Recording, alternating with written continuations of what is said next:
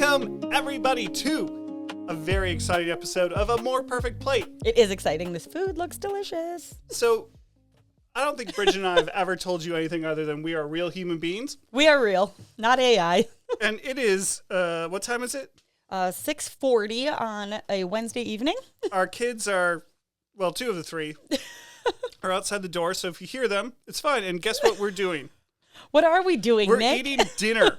Yeah, because our schedules are nuts, and this is what worked this week. So in this series, Bridget, I have to apologize to you. You have been a massive sport. Thanks. You've done all sorts of things. You've had rum. Yeah, really, I've just drank a lot. You've had whiskey. I've made you do tests. All these things that are like, some people be like, hey, don't do this to me. I don't always give you outlines for episodes. I love not having plans, Nick.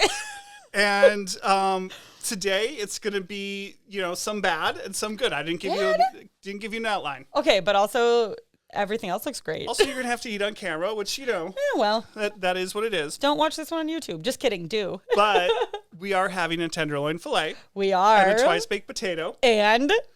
And red wine. Red wine. It is a Cabernet Monastrell Syrah blend from Juan Gil in España. Juan Gil. Thank you very much, Esteban, for the wine. We'll get to the wine in a little bit. I've already tried it, and it's great.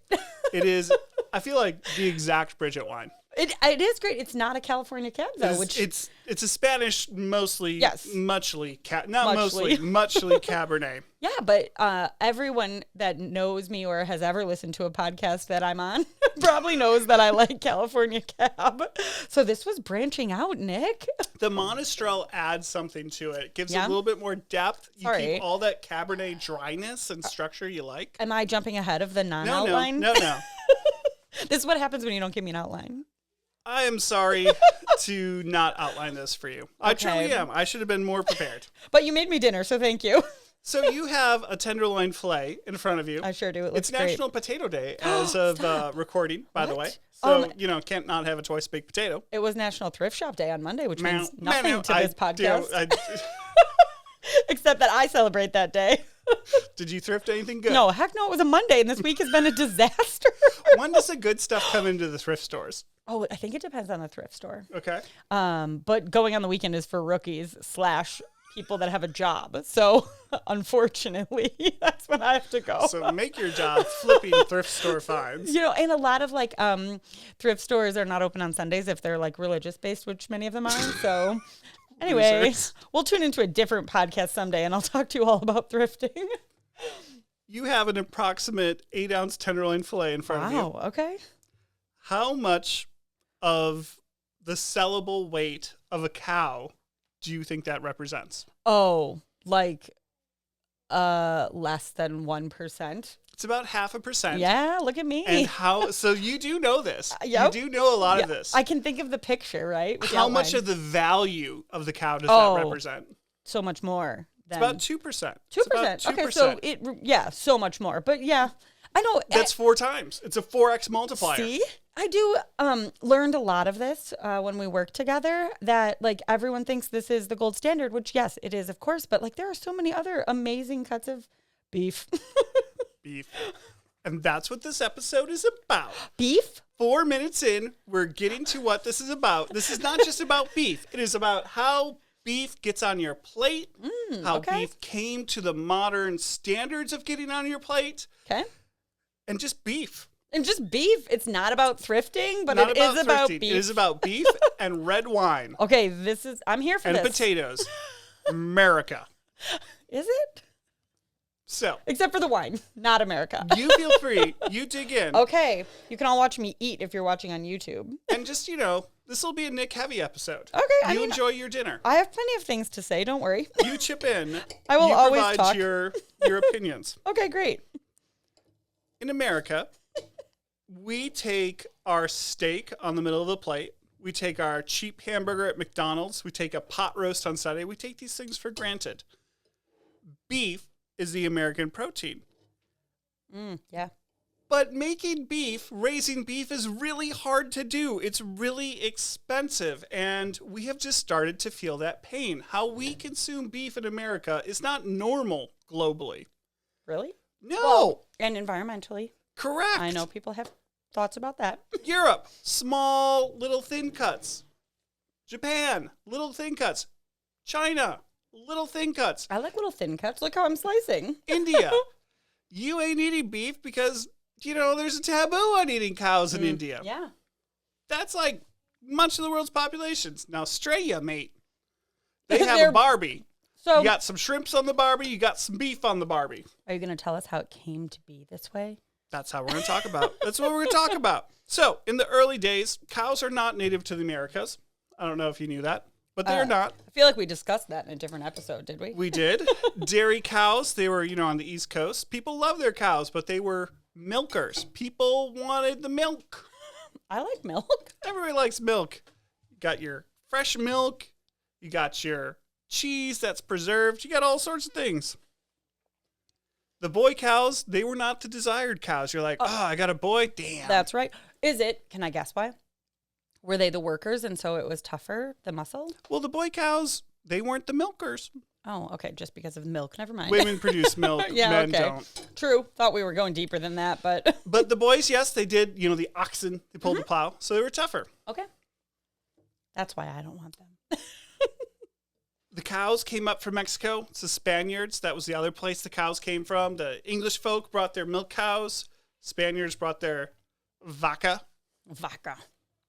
They thrived on the plains of Mexico. The Texans, they kept them in check. They'd kill the cows, eat cows, because cows are just roaming around, living their lives. Roaming. But then the Civil War happens. Okay. And a whole bunch of people that were previously killing cows, making sure they weren't just like reproducing like crazy. I was going to say something much worse than reproducing like crazy. That was a good pause. They were out there fighting the Union, Okay. And these cows, they start going crazy. And you give them 5 years to just go off and reproduce like crazy. I mean, how many cows do you think there were in Texas? So many cows. There were 5 million cows. Shut up. Wild longhorns. So Okay. not just like a cow, a longhorn I cow. actually think that's far more than what I thought. This is 1866. We have a very good estimation. This is like some science behind it. It's still a guess. But Okay. But what we do know is you could buy an entire cow for $4. Stop. $4 Come on. in Texas. Wait, and when was this? 1866. Okay. All right. And this is $4. where we go from kind of it's a cottage industry. You start, we talked about in the American farm how the shift from most people are on a farm to people weren't on a farm really started accelerating between like 1840, 1880. Okay. So it was a cottage industry. You killed your own cow. There was a butcher shop on the corner, all these things. $4 a cow in Texas, $40 in Massachusetts. Oh, stop. Okay, so I was 10x. I was quickly trying to look up like what other foods cost so in relation, right? $4. Oh, this is why you're on this yeah, podcast. so you can eat while I was trying to look it up. So I was trying to say what does butter cost in 1866, but it's per pound, so that's we can make that work. What did it cost per pound? $1 to $1.25 per pound. Cow is about, at that point, about 900 to 1,000 pounds. So $4 a head is like 2.5 cents a pound. Wow, that's so cheap. Okay, I had to relate it to some other food item so I could understand how cheap that was. Okay, super helpful. Oh wait, oh dear, hold Cheap. on, wrong. That $1 to $1.25 was in remote mining camps like in Canada. A standard U.S. or local farm, it was only 30 cents a pound depending on the season. Beef's still cheaper. Wow, isn't that nuts? Okay, and also it sounds like The butter. People wanted the butter. Texas I and forgot to season the Massachusetts? steak. I apologize. Rude. I'm not eating it. I forgot to. I can't believe you just admitted that. Okay, I'll let you chew that. Salt on one side, not on the other. That's my fault. Rude. Yeah, I'm gonna leave actually. Just kidding. I have potato and red wine and still steak. Okay, back to this. Sorry, Massachusetts. The cows are $40. far more. Okay, why? 10x. Because there's less of them. Because there's less of them. Great. Less Supply- land. Good old supply and demand. They want their milkers. Okay, great. Shout out to Ron. Was it? Milking Ron's cows. got his milking cows. Okay, great. Hi, Ron. Joseph McCoy. He's a cattle buyer in Illinois. or as I like to call it, Illinois. Illinois. He realizes, why are we like letting all these cows be down there for cheap? There's this thing called the railroad that efficiently moves people, goods, And cows. cows. Cows are So good. he talks to the railroad that has a shipping point in Abilene, Kansas. Abilene, prettiest town I've ever seen.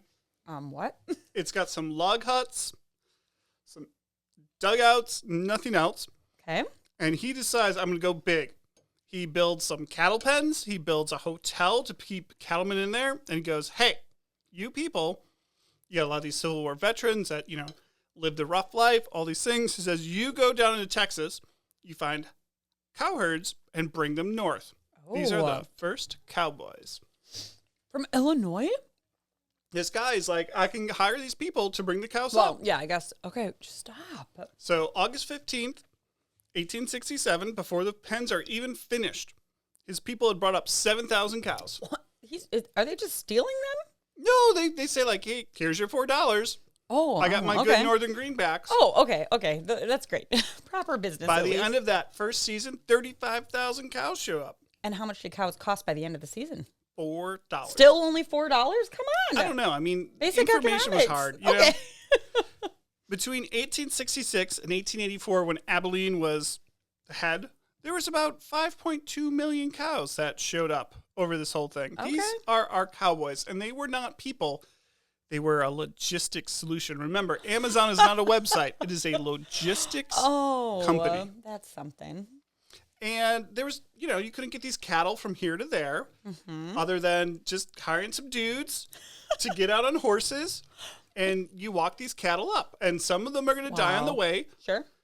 Maybe there's some attacks. Maybe there's some pestilence. A lot of these people were Civil War veterans. A lot of them were emancipated slaves, and they were able to go over these open pastures because, well, no one else lived there, and the bison that were previous there were all killed.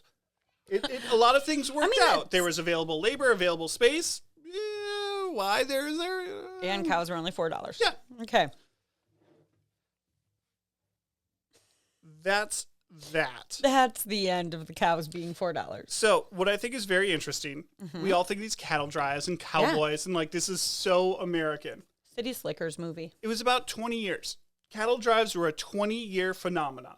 And then? By 1884, they were done. Why? So, great question, Bridget. What? Should I Google it? In 1875, while people were doing this, everyone's like, this is super inefficient. It takes forever. There's this loss thing. I got to pay these cowboys. They all suck. They're all shooting each other. Cool. So, a Chicago meat packer. Not the Green Bay Packers. Whose name was Gustavus Swift. I don't know if you ever heard of Swift meat packing. He's like, what is going on with this? Why are we moving the cattle? 60% of an animal, give or less, is something you can't actually sell. So why are you moving all of this weight? Because moving weight is energy, is money. Oh, smart. Why are you doing it? Yeah, why? So he figured out we could just ship it to a centralized packing place. We could kill the animal and then ship what we want to the packing place. So in 1878, Mr. Swift hired an engineer named Andrew Chase. Okay. And they invented the iced railway car. And like the ice road truckers? The refrigerated railway car. Refrigerated. That's less exciting. You put ice in a compartment at the top of the car. Okay. And I don't know how much you know about physics. Nope. But cold air goes down through it. And the meat's packed low, so the car, stays low to the center of gravity, all things stays chilled. And overnight, this is the thing. They're like, well, we can kill the cattle close to where they're at. Yeah. No loss, no cost in driving them. And just ship them. Put them in an ice train. Ship the gutted sides of carcass. Can I get us off track for 30 seconds? Yeah. I like to Google the people you're talking about because I think it's interesting to see their face. And the second Google thing, search item on Gustavus Swift is Gustavus Swift related to Taylor Swift? People are Googling that. What? Haters gonna hate. I'm sorry.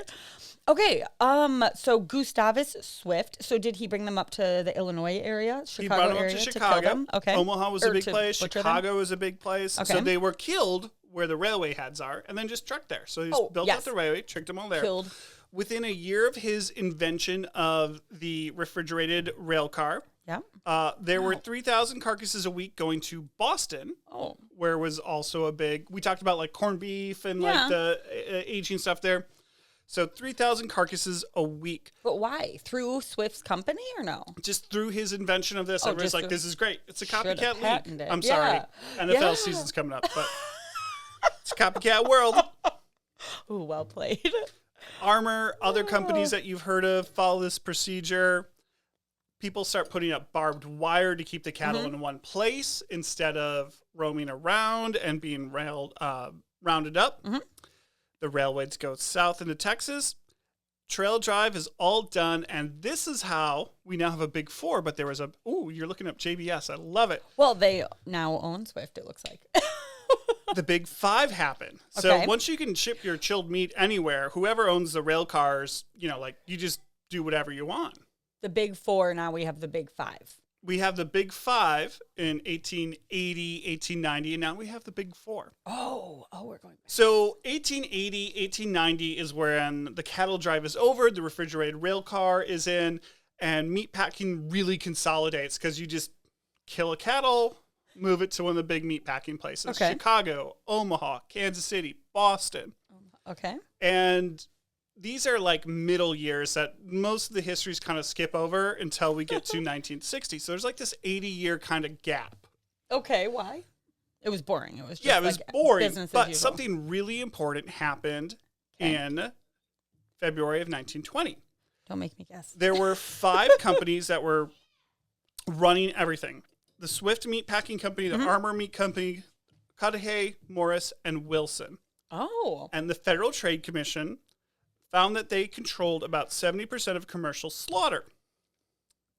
They called it a quote-unquote positive conspiracy to control the price of meat. Because it wasn't like they were very vertically integrated. So they owned railheads, they owned these shipping cars, they owned all this. Like you'll see, if you're a model railway person, you'll see the like Armor meets like refrigerated rail cars that are the like slat wood things with stuff with hay and ice. Yeah. They were railroad people before they were meat people. Yes. Yeah. Logistics. Okay, great. Logistics and marketing. Just Your like product it. doesn't matter. Yeah, it really doesn't. So February 1920, this thing called the Packers and Stockyards Act.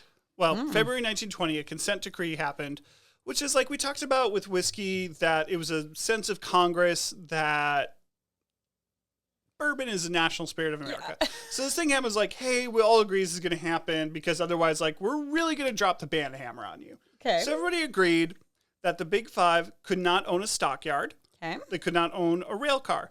They could not own a warehouse. They could not own a wholesaler, and they could not own a retail shop. So it ended vertical integration. Wow, yeah. Right? So, and this time, too, like you think about Prohibition, part of Prohibition, when we came out of it, liquor companies can't be vertically integrated. You can't own, there's 3 chains of distribution. There's a producer, a distributor, a retailer. You can't own all 3. Okay. So this was like one of the things happening. You were breaking up these monopolies. Good and then, job. Look where we are. Look where we are. The Packers and Stockyards Act, which has come back recently, was passed the next year. And this decree, this act of Congress eventually worked for 50 years. Oh. You had from 1920 to 1960, give or take, a lot of choices. You had butcher shops, you had grocery stores, you had bigger players. Like Swift still existed, Armor still existed, but they weren't these huge monopolistic players. And government intervention worked. Beef prices were reasonable-ish, and you have choices of where to play. And people were killing animals and then shipping carcasses, and you got a carcass and your butcher cut it up, and that's how it worked. Much as like with whiskey and bourbon, we're talking about for a long time, we didn't ship bottles of bourbon. We shipped barrels of bourbon. We shipped sides of beef, not pieces of beef. Can I ask why it only lasted 50 years? Because I was like, are we there yet? in 1961, 2 guys in Denison, Iowa. Like, this is a really like... In Iowa? In Iowa. Sure. Iowa. Iowa. Brian Balaga, Iowa. Shout out to the Packer Football fans out there. season. Yeah. 2 guys in Iowa, Denison, Iowa, in fact, These guys owned a pork plant and a beef, and there was a cattle buyer. They opened a beef plant with a $300,000 SBA loan. Great. And their idea was to process about 800 head a day, which is a laughable amount today. Like way too many? We do 20 a week at Lake Geneva Country Meats. The I was people like, we that's buy fun. what we sell in our retail stores do 3,000 a day. JBS Swift does 8 to 10,000 a day over multiple plants. Whoa. Okay. So 8,000 a day is what would be considered a small medium plant today. Okay. And they thought meat packing in the way of sending these carcasses, half of carcasses, swinging beef, like you see in Rocky, like you see in The Irishman.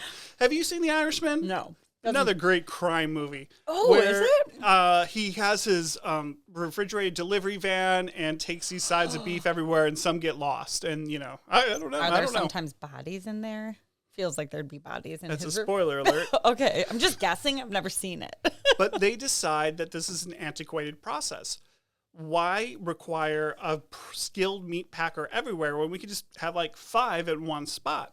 So they pick Denison because there's corn, there's cattle, and they invent boxed beef. By 1967, they're breaking the beef. Instead of sending a half, they're sending it in what's called primals. So a chuck, which is the front shoulder, a round, which is the rear shoulder, a tenderloin, a short loin, a rib section, a brisket. They're breaking it down into that, vacuum sealed, and put into a box. So you're getting 6 briskets from 6 briskets from 3 cows in one box instead of one half of a beef that you then sell all of that. So you can just order briskets now. Okay, so I didn't know what boxed beef was, but now I get what you're saying. This is so smart because, like, okay, I was like, right, we like this. I thought Yes. I was going to hate these guys. it's so consumer friendly Yes. because you don't want to walk into a butcher shop and be like, Yeah. hey, it's Christmas. I'd like a tender. Like, oh, well, we bought 1 beef and we had 2 tenderloins because that's what there is. We're going to get back to that again. On 1 cow is 2 tenderloin. Yes. And if somebody came and bought them, well, you're SOL. Oh, okay. Because that's, but we have a nice round roast for you. No, thank you. is No, what thank they you. say. Yes. So instead, boxed beef enables this Wow. grand scale of beef production. Is that still what it's called today? Boxed beef? Because Yep. that sounds We even terrible. called boxed pork boxed beef. Really? We called boxed chicken boxed beef. That is how great these guys did. I hate that name. Now that It's I called know, boxed beef, now 'cause it that I comes in a know what it box. is, yeah. I mean, okay. Instead of a that's- swinging beef, so there's swinging beef, which is a side of beef swinging on a Oh my hook. god, I hate that too. You got swinging beef and you got boxed beef. Okay, well, I'm a boxed beef gal, but I don't like those names. So by 1973, like, boxed beef is in. Also, Yeah. advances in plastics that allowed vacuum sealing because you need to vacuum seal these things. Yeah. Otherwise, they Just don't different. transport well. Oh, so, okay. like, vacuum sealed plastic, this all, like, really enabled this. Okay. And by 1973, boxed beef is a game. People are not buying swinging beef.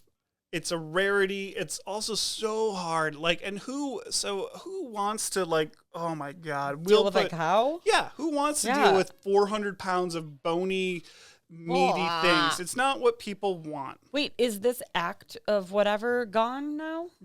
Wow. Not yet. Okay, sorry. It's in existence, but certain being- federal administrations have decided to enforce it in different ways. Okay, sorry. Spoiler alert.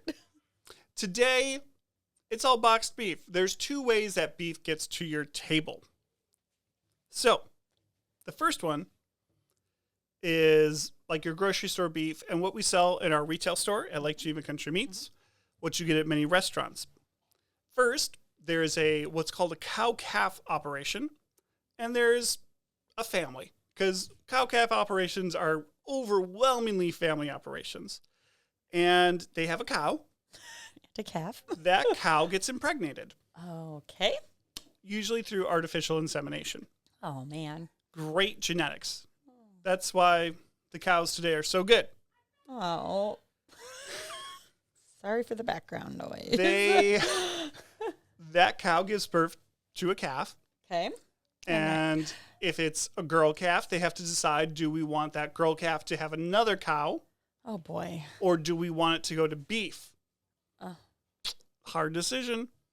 What? If it's a boy calf, that is going to beef. What are they basing the decision on? How much money they can get. Right, but how do you evaluate whether a female having another baby or being killed for beef is more valuable? So, that is a great question. This Thank is you. an open commodity exchange. And you know how much a heifer sells for. A heifer is a cow, a girl cow that has not had another cow. Okay, what are they called if they've had another cow? A cow.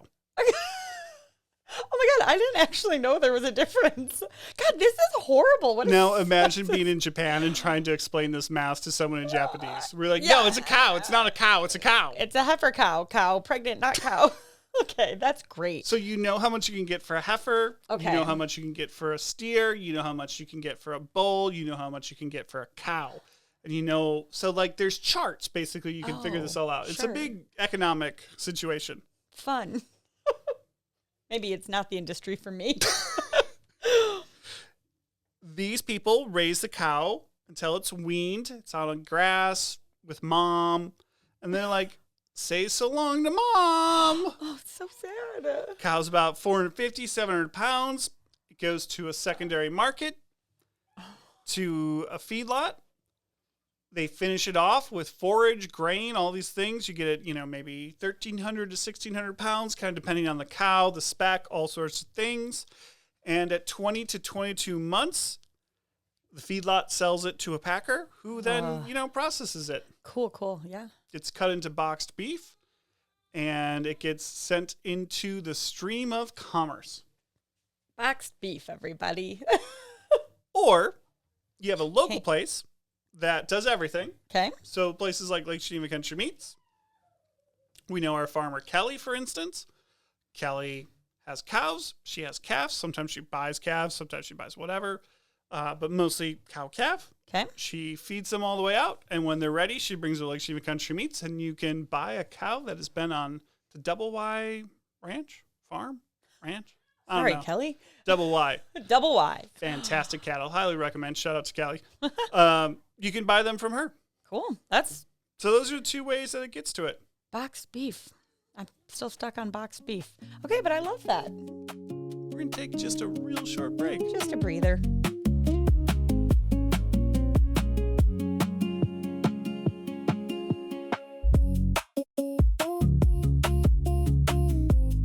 We're back. I always love how exciting that entrance is. We're back. Back, baby. Bam. Here we Um, are. So those are kind of the two ways that beef can come to you. And today, instead of the big five, we have the big four. Perhaps you've heard about this in the news. Big political talking point. The meat industry? Oh, yes. Oh, I don't know. There's a lot of politics going on. So 4 companies. JB Swift. Yes. They're owned by Brazilians now. Oh, It's weird that we're in trade wars with a lot of places except Brazil. it is weird. Really weird. Cargill. Mhm. Cargill sucks. Tyson. Okay. Tyson sucks. Chicken is all I think of. National Beef. Oh, National Beef is fine. okay. JBS I actually have a lot of respect for, but because they kind of do up and down the spectrum. Cargill sucks and Tyson sucks. Whoa. Why do they suck? Quote me on that, because they suck. Okay, cool. They do they're very race to the bottom type oh, of yeah. things. Cargill, Tyson, JBS, and National Beef. yeah, National Beef's fine. Okay. I don't know National Beef. But it's about 85% of the beef processed in America goes through these 4 companies. Whoa. The other ones are little guys? Yep. Wow. Like cool. Lake Geneva Country Meats. Yay. Again, these people are doing hundreds of thousands of head of beef a week. That's nuts. We do 20 at Lake Geneva Country Meats. 20 a week? 20 a week. Cool. In 1971, when the Packers and Stockyard Act was in full effect, the big 4 companies were doing 25%. For 50, 60 years, the federal government enforced these things to keep them from buying and merging and buying up other people and ending competition. Uh-huh. Monopolizing. Some people say the number is 73%. I'm saying this to not get sued. You can say allegedly. Allegedly, the big 4 are forming a monopolistic practice that is inflating the price of beef in America. Allegedly. The Trump administration is acting on that, and giving away billions of dollars for small packers to compete with that. And I think it's stupid. And even though that I am going to get free money at Lake Geneva Country Meats in the form of a federal grant that I didn't ask for because they're just giving away money, and I don't like monopolies, I'm going to tell you there is a reason that the Big Four have 85% of the beef market. Can you read between the lines and figure it out? No, I'm going to tell you. So Okay. slaughtering beef is really hard. Yeah. Like it's Time-consuming, expensive. Yes, right? it's time-consuming. Yes. It's expensive. People don't want to do it. A lot of it's done by immigrant labor, and getting immigrant labor is impossible today unless you are bribing the right officials to not show up at your plant, or you know how to get these visas and can house these people. Mm-hmm. Food safety is really hard. The environmental stuff. Mm-hmm. The EPA has come in with, honest to God, absurd wastewater regulations. I want clean water. Why is the beef packing industry being asked to create cleaner water than the vegetable industry, than the data center industry, than any other heavy manufacturing? Why? Because the libs hate beef production because they think cows fart and it's bad for the environment. Why? Why is a cow's fart bad for the environment? Ask Al Gore. Okay, Al. These things are real, though, but like food safety needs to be done. Environmental things need to be done. Workplace safety, it's expensive. It's real. So if you do this and you do it over 200,000 cattle a week, it's scale. you could pay someone $125,000. It's fine. Yeah. At Lake Geneva Country Meats, you know who's doing it? You. Me. And it's really, really, really hard. And there are machines that do this now, like optical imaging, robots, all of this stuff. You know, a robot shows up to work every day, doesn't get rounded up by ice.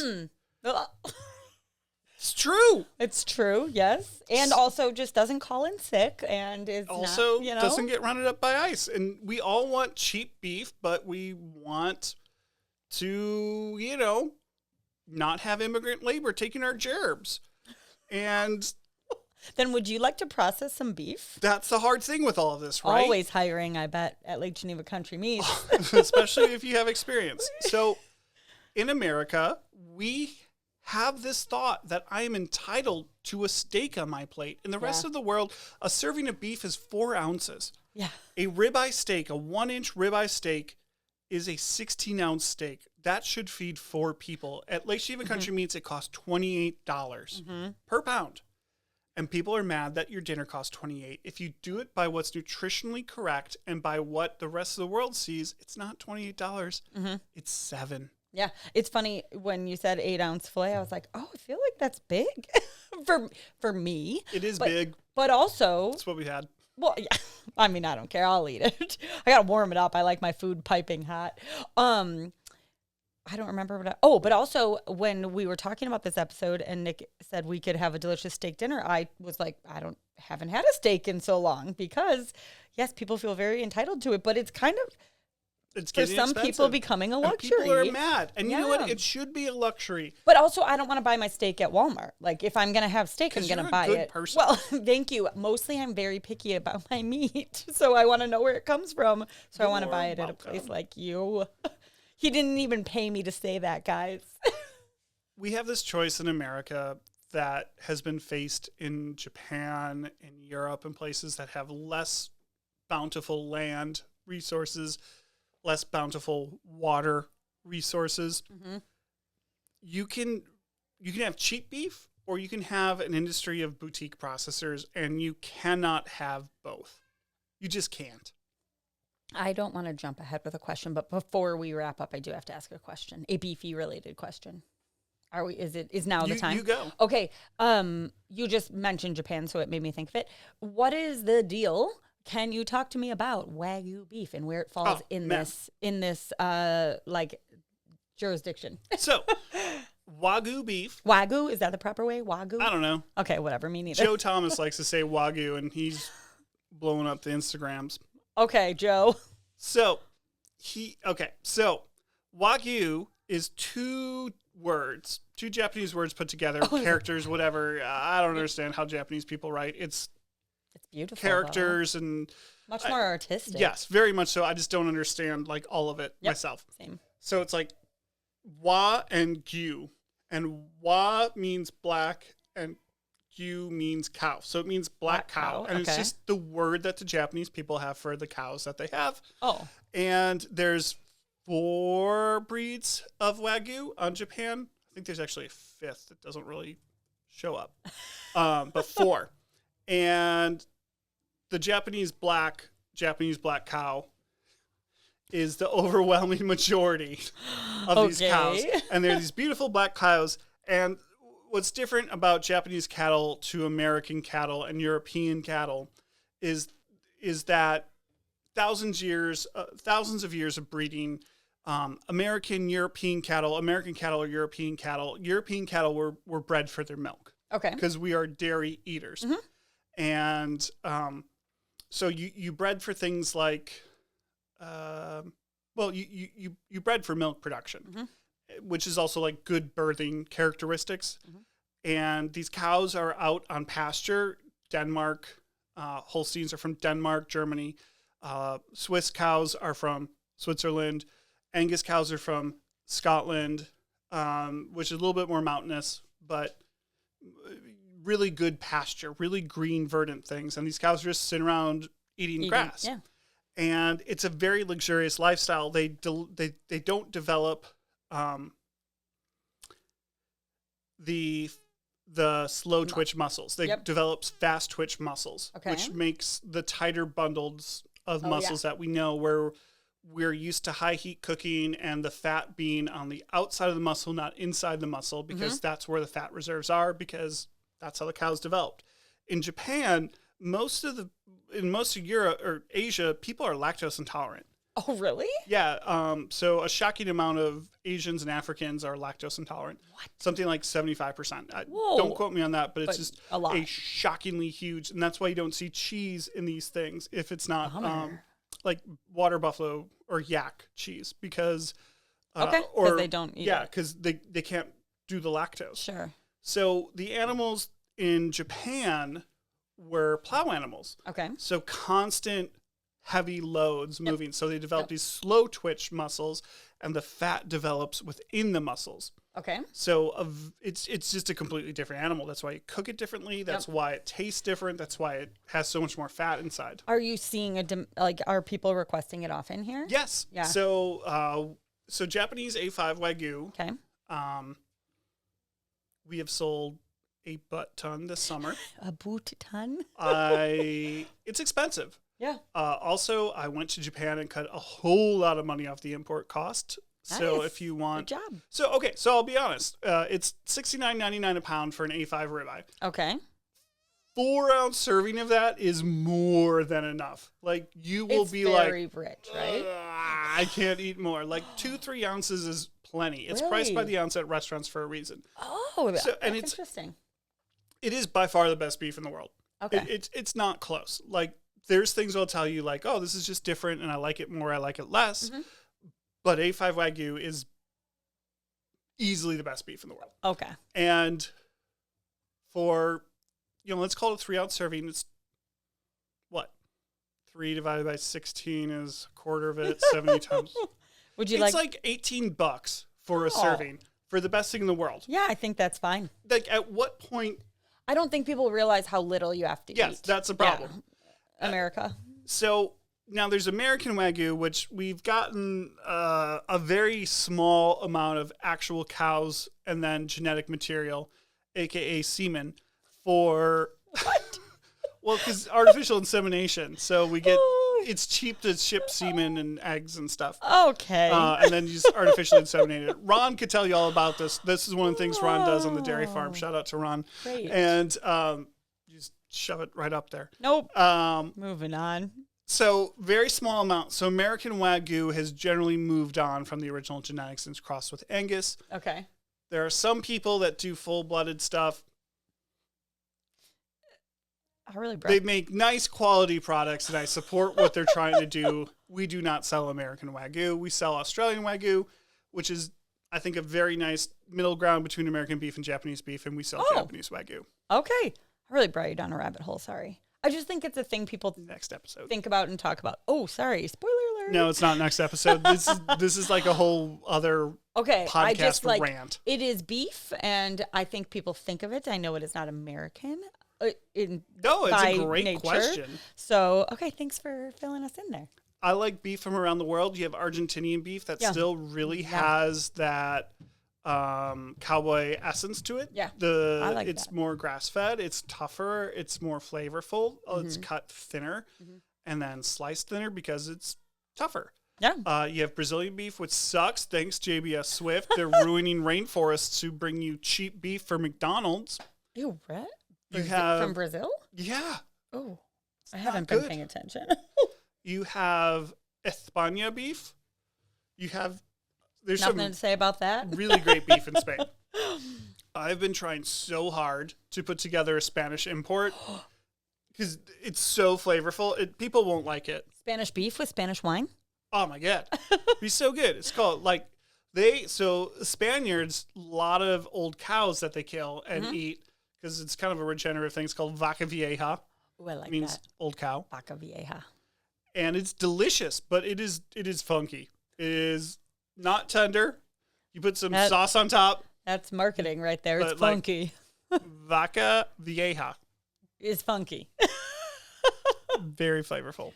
Okay, great. If you live on a dairy farm and have ever killed an old cow, shout out to Ron, and have ate it, whew, Ew, is it you eat the bad? tenderloins and grind everything else. And, it's kind of like venison, right? It's good if it's Venison's chili. Not for me. So moving on from old cows and venison.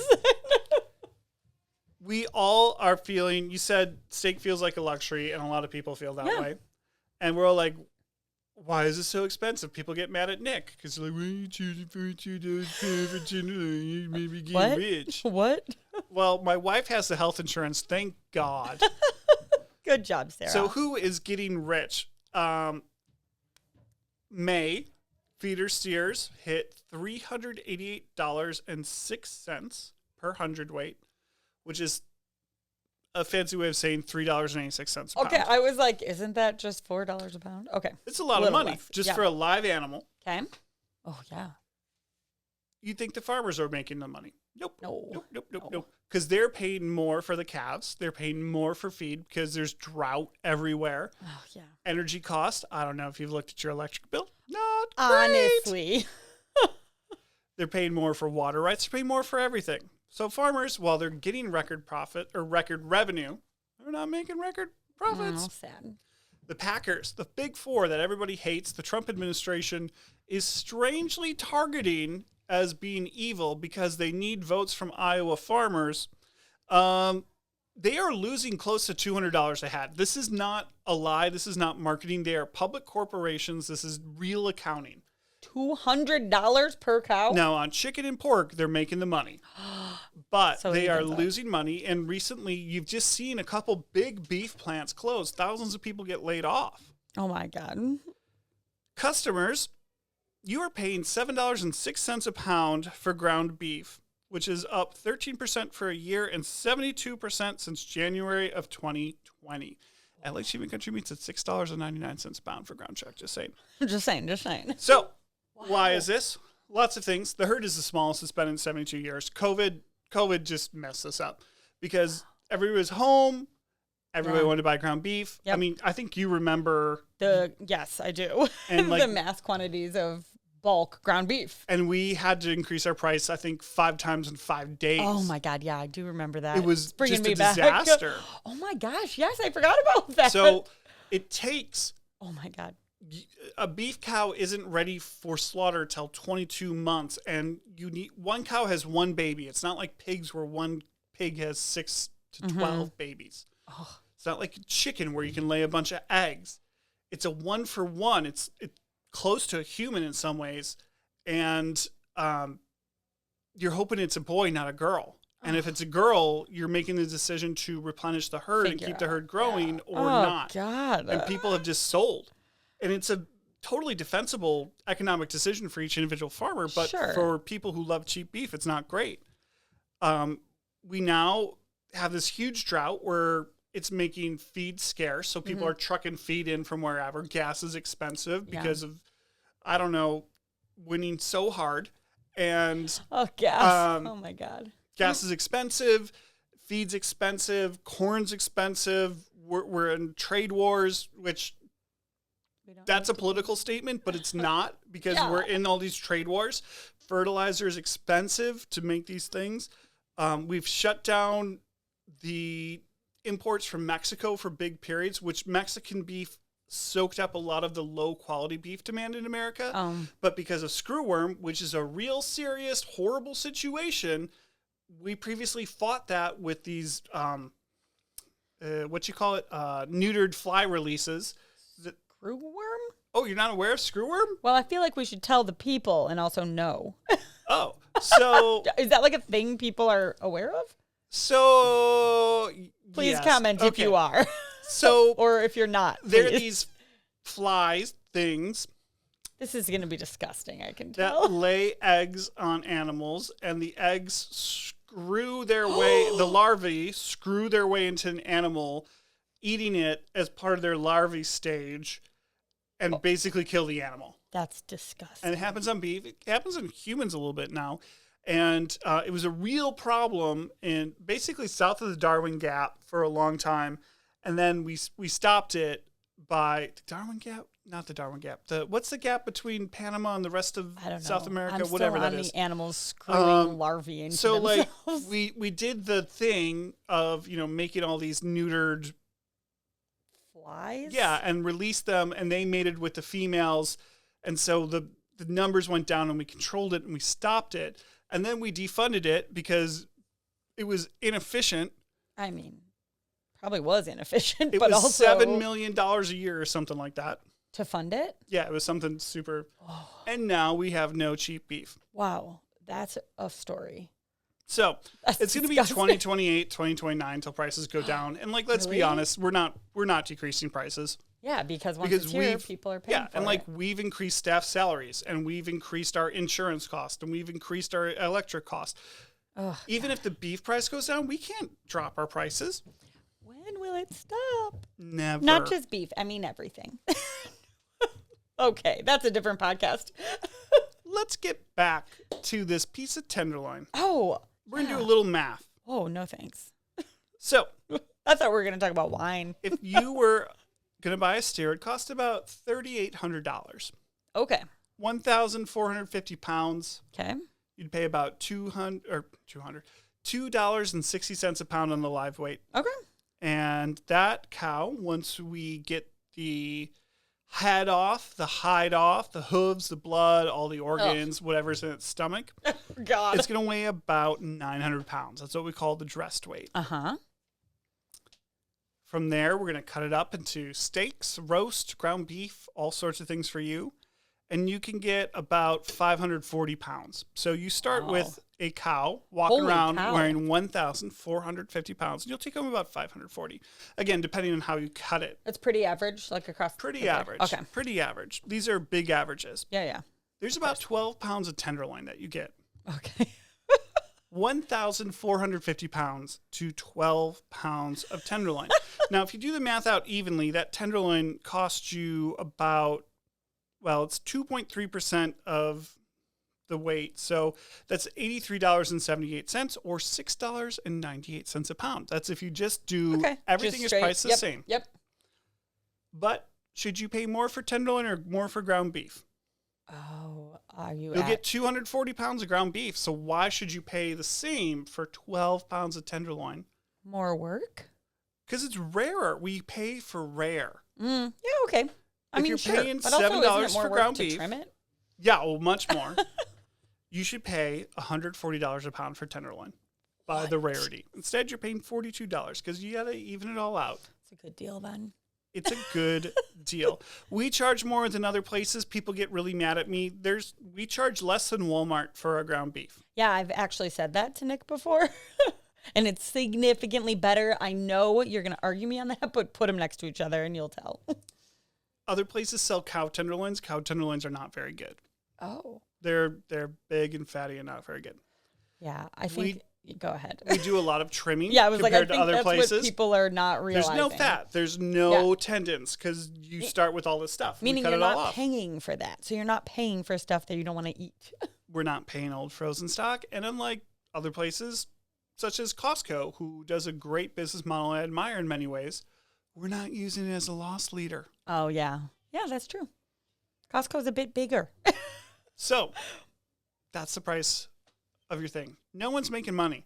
Like, honest to God, nobody's making money on This beef is right not now. priced in a way to make you millions. We have not had a sale in beef in 3 months. And it's not because I don't want to do a sale to bring people in. Because trust me, when we can put steaks on sale, people show up. Mm-hmm. It's because there's no money. Yeah, there's nowhere to put it. Oh, so sad, Nick. Beef is expensive to produce. Cow has to carry a male calf to term. That's 9 months.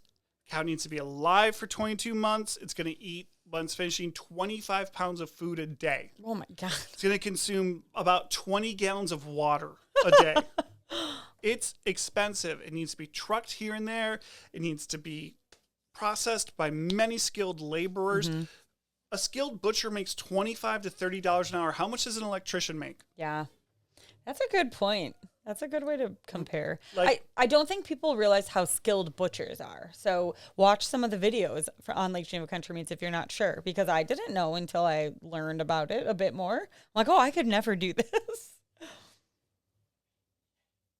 We should be grateful beef is available and that it's not all $42 a pound. And not that's all I'm all. saying. Beef, it's what's for dinner?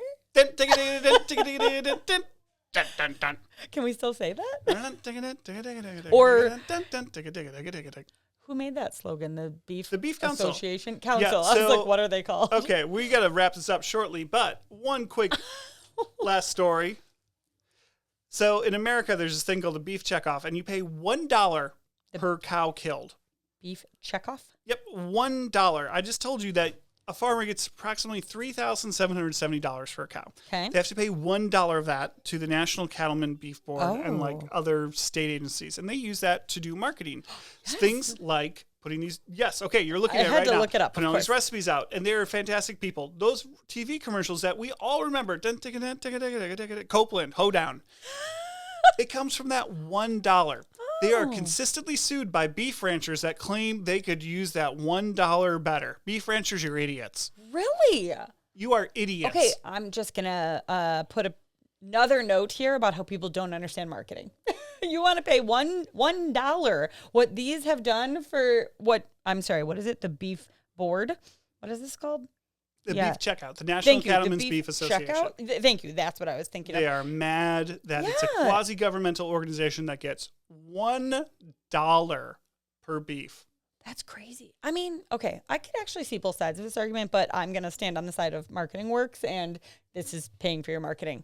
Farmers, you guys got it rough. You work really hard. Yep. Proud of you. Also, you're morons. Love you. Thanks for the cows.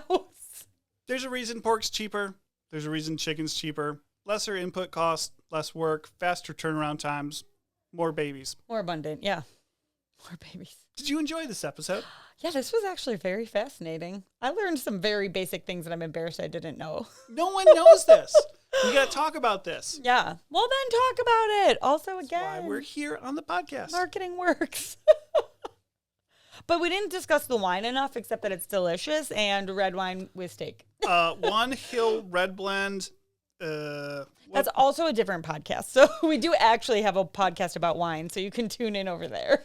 It's from Jumilla in España.